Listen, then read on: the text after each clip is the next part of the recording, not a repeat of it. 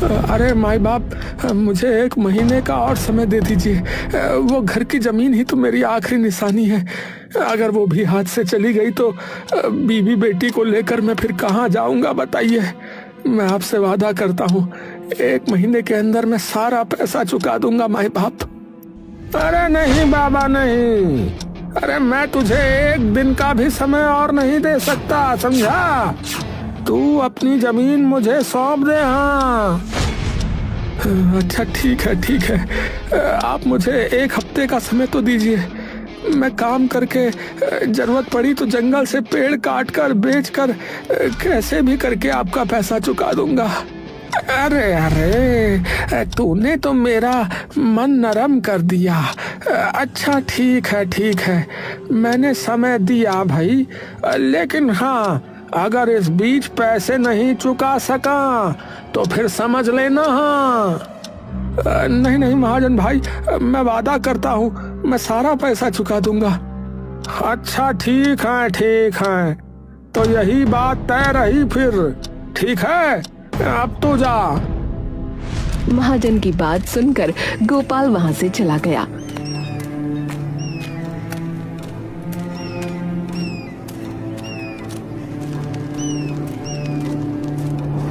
तभी लाठियाल ने महाजन से कहा, अरे साहब, आपने उसे फिर से मौका दिया, क्या ये ठीक किया? अरे ये सब तेरे मोटे दिमाग में नहीं घुसेगा। सुन, इतने कम समय में अगर मैं उसे मुसीबत में डालता तो गांव वाले मुझे बुरा समझते भाई।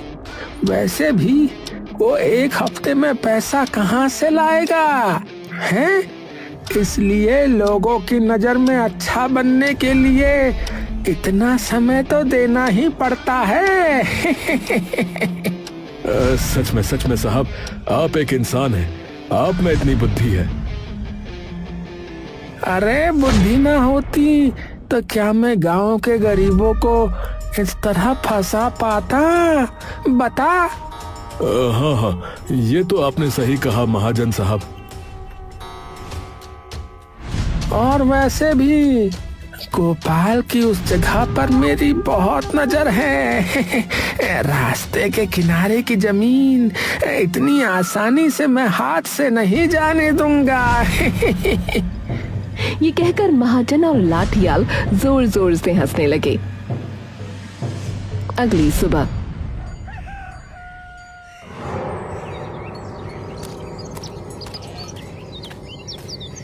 अरे आज तुम इतनी सुबह उठ गए, क्या बात है? हाँ भाग्यवान, धूप चढ़ने से पहले मुझे जंगल जाना होगा और जानती तो हो रास्ता काफी लंबा है। सुबह नहीं गया तो बहुत तकलीफ होगी। क्या? जंगल जाकर तुम क्या करोगे?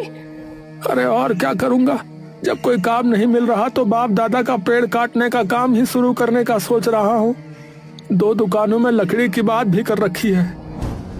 ओ माँ, सच में? ये तो बहुत अच्छी बात है। इतने दिनों बाद तुम्हें बुद्धि आई है, इसी बात से मैं बहुत खुश हूँ। ये कहकर मीना वहां से चली गई।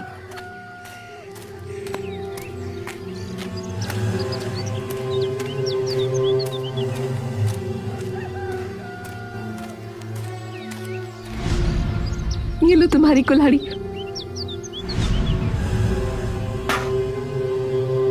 और हाँ, जल्दी लौट आना, लेकिन जंगल जा रहे हो, मैं बहुत चिंता में रहूंगी। अरे तुम बिल्कुल चिंता मत करो, मैं चलता हूँ भाग्यवान, और तुम लोग सावधान रहना। ये कहकर गोपाल कुल्हाड़ी लेकर निकल गया।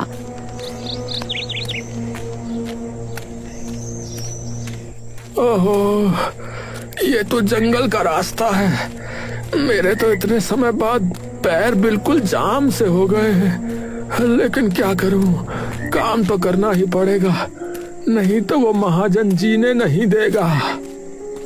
ये सब सोचते हुए गोपाल एक मन से जंगल की ओर जाने लगा।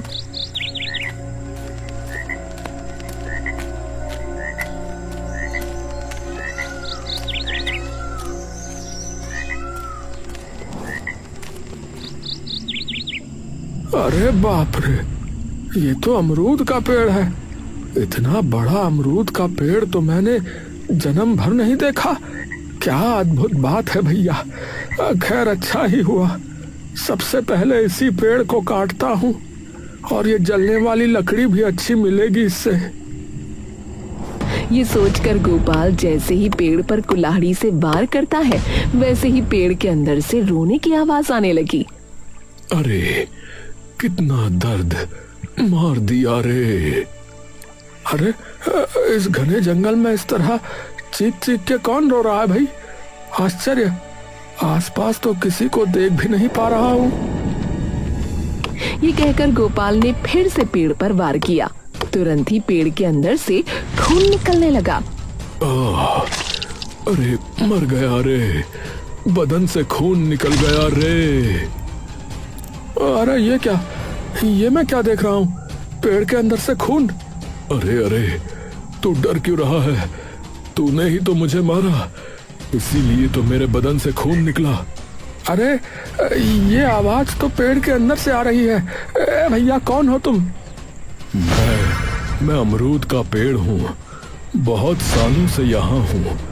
देख मेरे बदन से खून निकल रहा है, दया करके मुझे बचा। मैं कैसे बचाऊं?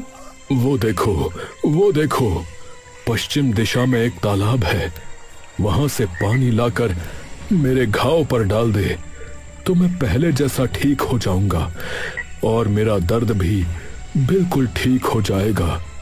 सच में? अच्छा ठीक है, मैं अभी लाता हूँ भैया। ये कहकर गोपाल एक दौड़ में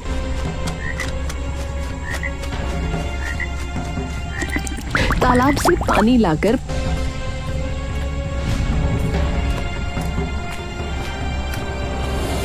पेड़ के जख्म पर लगाता है तो पेड़ बिल्कुल पहले जैसा हो गया।